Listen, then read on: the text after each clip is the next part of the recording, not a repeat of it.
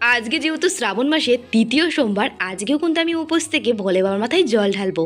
তাই সকালবেলায় ঘুম থেকে উঠে আগে মাথা ঘষে স্নান করে নিয়েছি, তারপরে চলে আসলাম আমার গাছগুলোর কাছে। দেখো গাছগুলোতে কত সুন্দর ফুল ফুটে রয়েছে, তাই ফুলগুলো তুলে নিয়ে আসতেই দেখি এখানে ঘোষ কাকু দুধ নিয়ে চলে এসেছে। দুধটা কিন্তু আগে রাখতে হবে, কারণ ভোলে বাবার পুজোয় তো দুধটাই মেন। দুধ যদি না পাই তাহলে কিন্তু পুজোই হবে না। তাই তাড়াতাড়ি করে ঘরের থেকে হাঁড়িটা নিয়ে এসে ছুটতে দুধটা নিয়ে নিলাম। তো দুধটা নিয়ে ঘরে আসতে দেখি ঘরে সমস্ত জিনিসপত্র এলোমেলো হয়ে ছড়িয়ে ছিটিয়ে রয়েছে, ঠাকুরের বাসনপত্রগুলো। তো এইগুলোই কিন্তু এখন গোছাতে হবে। তো ট্রাঙ্কের থেকে কয়েকটা বাসনপত্র আমার লাগবে। আগের দিন বাসনগুলো বের করেছিলাম ঠিকই, দু একটা বাসন শর্ট পড়েছিল, মনে হলো আর দুটো বাসন বের করলে ভালো হবে।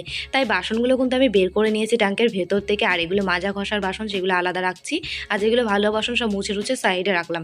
তো ঠাকুর ঘরটা কিন্তু আমার গোছানো কমপ্লিট হয়ে গেছে। এবার আমি এই বাসনগুলো বাইরে নিয়ে গিয়ে সব বাসনগুলো আমি মেজে ধুয়ে নেবো। তো চলো বাসনগুলো মেজে ধুয়ে নিতে নিতে আজকে তোমাদের ছোট্ট একটা কমেন্ট বলি বন্ধুরা। দিদি, তোমার ভিডিও আমি রোজ দেখি, তোমাদেরকে আমি খুব ভালোবাসি, আমার নামটা নিও মায়া। তো থ্যাংক ইউ মায়া, আমাকে এত সুন্দর একটা কমেন্ট করার জন্য। আমার তরফ থেকে রইলো তোমার জন্য অনেক অনেক ভালোবাসা। অনেক ভালো থেকো মায়া তুমি। তো দেখো ঠাকুরের বাসনগুলো আমি মেজে নিয়েছি। তো যাই হোক বন্ধুরা, কাজগুলো তো কমপ্লিট হয়ে গেছে। তোমাদের নামগুলো বলো।